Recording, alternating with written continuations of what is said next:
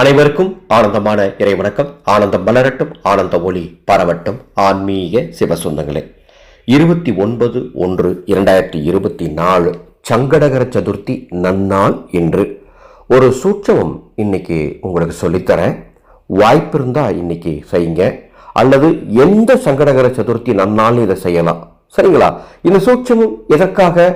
கோடீஸ்வர யோகம் ஏற்படுவதற்காக.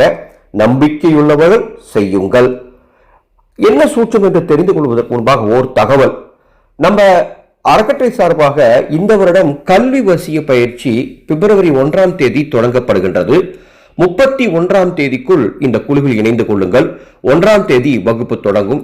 11 நாள் வகுப்பு.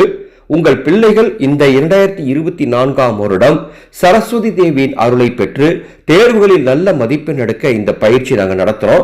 பிள்ளைகளும் சேரலாம், பிள்ளைகளுக்காக பெற்றோர்களும் சேரலாம். ரொம்ப எளிமையான ஆன்மீக வழிபாடுகளை சொல்லி தரப்போறோம். அனைத்து மாணவர்களுக்கும் தனித்தனியே சரஸ்வதி வசிய சொல் தரப்போகின்றோம். இந்த பயிற்சியில் சேர விருப்பப்படுறவங்க என்னுடைய வாட்ஸ்அப் நம்பருக்கு தொடர்பு கொள்ளுங்கள். அதே போல மாசி மகா சிவராத்திரி திருவிழா தொடங்கிவிட்டது. அடியேன் உங்களுக்காக விரதத்தை மேற்கொண்டு இன்று 2ஆம் நாள் விரதத்தில் இருக்கின்றேன். மாசி மகா சிவராத்திரி குழுவில் இணைய என்னுடைய வாட்ஸ்அப் நம்பருக்கு தொடர்பு கொள்ளுங்கள். முழு விளக்கத்தை தருகின்றேன்.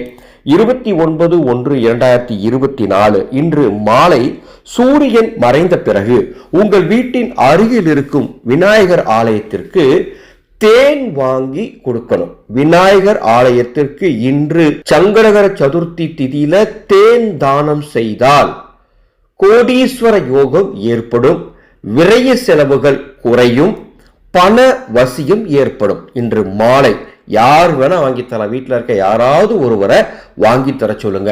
சுவாமி, எங்களால் ஆலயத்துக்கே போக முடியாத ஒரு சூழல் இன்று, நாங்க என்ன செய்யலாம் அப்படின்னு கண்டிப்பாக ஒரு சில சகோதரிகள் நினைப்பீங்க, கேட்க நினைப்பீங்க. உங்களுக்கும் ஒரு மாற்று வழி. இன்று மாலை உங்கள் வீட்டில் இருக்கும் விநாயகர் பெருமானுக்கு, அது விநாயகர் படமோ விநாயகர் சிலையோ அல்லது பிள்ளையார் சங்கோ, அதற்கு தேன் பிரசாதமாக வைத்து வழிபாடு செய்யுங்கள்.